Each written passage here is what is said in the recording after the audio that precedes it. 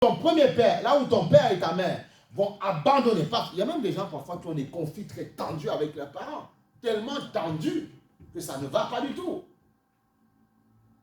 Donc, qu'est-ce qui va se passer? Même si ton père et ta mère t'abandonnent, lui dit, moi je ne t'abandonnerai jamais. Donc, si tu fais de Dieu ton père et ta mère, tu verras qu'il te dira, mais ton père que je t'ai donné, c'est moi qui l'ai créé. Forcément, tu feras tout pour que justement, ça essaye d'aller mieux. Parce que tu puiseras la puissance dans celui qui est ton vrai père. C'est ce qu'on doit faire. Eh oui, c'est ça. Le secret est là. C'est de comprendre que Dieu t'a créé avant que tu ne sois sur cette terre. Et avant que tu ne sois sur cette terre, ton esprit existait déjà. Amen.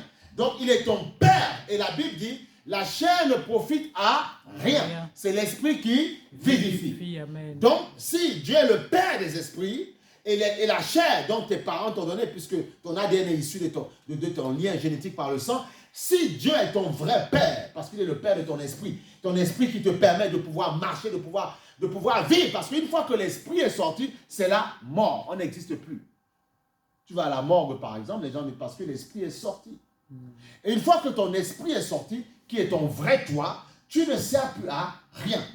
Voilà pourquoi Dieu dit, prends soin de ton corps charnel, mais prends surtout soin de ton corps spirituel. Et comprends surtout que Dieu t'a créé avant. Et comprends surtout que tu es un enfant de Dieu. Et comprends surtout que ton esprit appartient à Dieu. Et tu verras que tu auras tout le temps la victoire. Les gens n'ont pas la victoire parce qu'ils ne marchent pas selon l'esprit. Ils marchent selon la chair.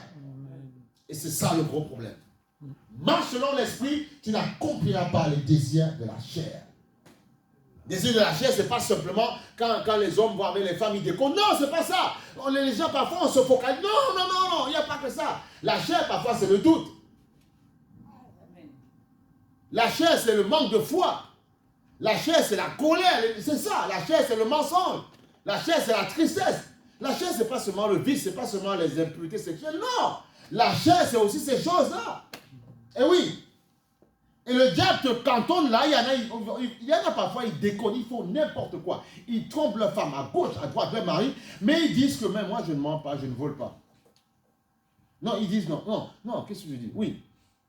Voilà. Non, ils disent que ils ne font pas, voilà, ils ne commettent pas ces choses-là, ils ne trompent pas. Mais par contre, ils mentent, ils volent et tout ça.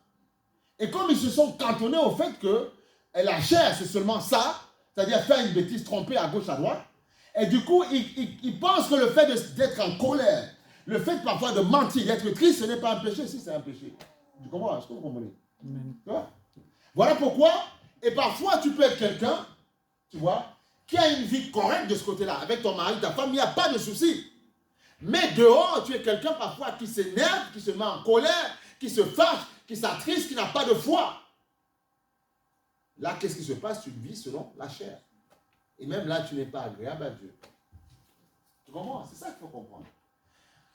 Voilà pourquoi, pour pouvoir y arriver, pour pouvoir triompher, il faut juste savoir que Dieu t'a créé avant, que tu existais avant, que tu étais un esprit avant, et que ton esprit est plus âgé que ta chair. Et que si tu marches par l'esprit, ta chair, là, qui parfois peut être malade, machin, elle peut se relever, elle peut se restaurer, elle peut se régénérer, parce que tu vas activer la puissance, le moteur de l'esprit. Amen ou pas? Vous comprenez ça bien? Et c'est là où certains parfois obtiennent des guérisons miraculeuses. Miracle, pourquoi? Miracle, ça veut dire que ça ne vient pas de l'espace terrestre. C'est un miracle.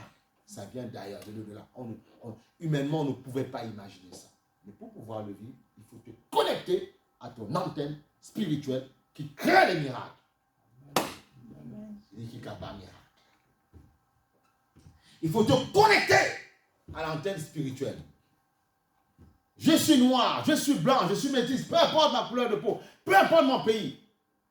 Tu ne résumes pas ton identité à ton pays. Parfois, nos pays, parfois c'est compliqué. Parfois, il y a des problèmes. Parfois, on dit nos pays, c'est compliqué. Ils sont pauvres, ils sont ceci. Mais toi, tu es riche.